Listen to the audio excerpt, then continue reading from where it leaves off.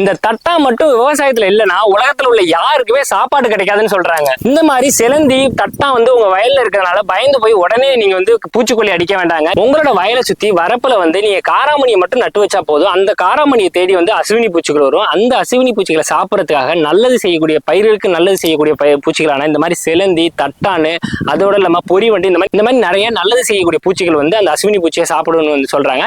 இந்த மாதிரி நல்லது செய்யக்கூடிய பூச்சிகள் வந்து பாத்தீங்கன்னா நம்ம எல்லை பாதுகாப்பு படைன்னு சொல்றாரு பூச்சியல் வல்லுநர் பூச்சி செல்வம் ஐயா அவர்கள்.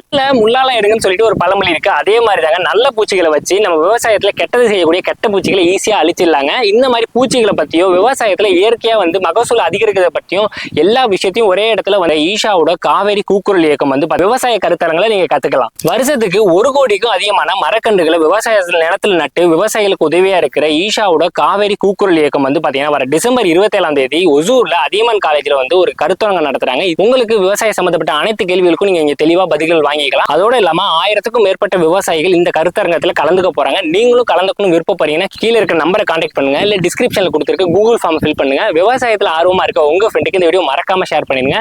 ரொம்ப நன்றிங்க.